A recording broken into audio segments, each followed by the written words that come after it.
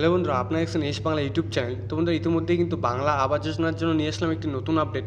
তো বন্ধুরা, বাংলা আবাস যোজনায় কিন্তু ইতিমধ্যে 6 লক্ষ নতুন বাড়ি ছাড়লো মুখ্যমন্ত্রী মমতা বন্দ্যোপাধ্যায়।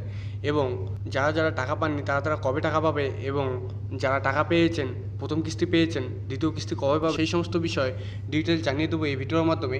তো ভিডিওটি একটি স্কিপ না করে শেষ পর্যন্ত দেখার অনুরোধ রইল। ভিডিওটি শুরু করার আগে ভিডিওটি একটি লাইক দেবেন, চ্যানেলে নতুন হলে চ্যানেলটিকে সাবস্ক্রাইব করে দেবেন সমস্ত ভিডিওর নোটিফিকেশন সবার আগে পেতে। তো বন্ধুরা, ইতিমধ্যে কিন্তু আপনারা দেখতে পাচ্ছেন যে হেডলাইনে কী বলা হয়েছে, বাংলা আবাস 16 লক্ষ নতুন বাড়ি টাকা ছাড়লো। অর্থাৎ 16 লক্ষ নতুন বাড়ির টাকা কিন্তু ছাড়লো মুখ্যমন্ত্রী মমতা বন্দ্যোপাধ্যায়। হেডলাইনে কিন্তু বলা হয়েছে স্পষ্ট করে। তো তারপর কিন্তু বলা হয়েছে বাংলার বাড়ি নিয়ে মমতার নতুন ঘোষণা, দ্বিতীয় কিস্তির টাকা হাতে পাবেন কবে। তারপর বলা হয়েছে রাজ্যের প্রতিটি মানুষের মাথার উপর ছাদ দেওয়ার সংকল্প নিয়ে রাজ্য সরকারের বাংলার বাড়ি প্রকল্প এগোচ্ছে দ্রুত গতিতে। তারপর কিন্তু বলা হয়েছে এই প্রকল্পের অধীনে বিনামূল্যে বাড়ি তৈরির টাকা প্রথম কিস্তি ইতিমধ্যে পেতে শুরু করেছেন উপভোক্তারা। রাজ্য সরকার থেকে ঘোষণা করা হয়েছে 12 লক্ষ বাড়ির জন্য বরাদ্দ অর্থ। তবে সেই টাকা সত্যিই উপভোক্তাদের কাছে পৌঁছচ্ছে কিনা তা নিশ্চিত করতে প্রশাসনিক বৈঠক থেকে সরাসরি নির্দেশ দিয়েছেন মুখ্যমন্ত্রী মমতা বন্দ্যোপাধ্যায়। তারপর দেখে নেব যে কী বলা হয়েছে। প্রশাসনিক কর্তাদের কঠোরভাবে প্রশ্ন তুলে তিনি বলেন, দেখুন তো কাজ শুরু হয়েছে কিনা।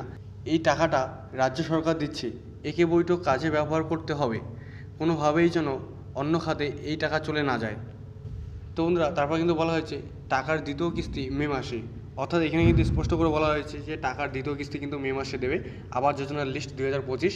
ঠিক আছে, তারপর দেখে নেব যে কী বলা হয়েছে।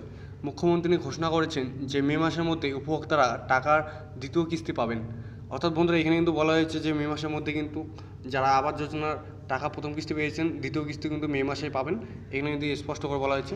তারপর দেখে নেব যে কী বলা হয়েছে, আরও 16 লক্ষ উপভোক্তার জন্য মে মাসে 60,000 টাকা এবং ডিসেম্বরে 60,000 টাকা করে দেওয়া হবে। বাকি অর্থ মার্চের মধ্যেই উপভোক্তাদের হাতে তুলে দেওয়ার চেষ্টা করা হবে বলে জানিয়েছেন তিনি।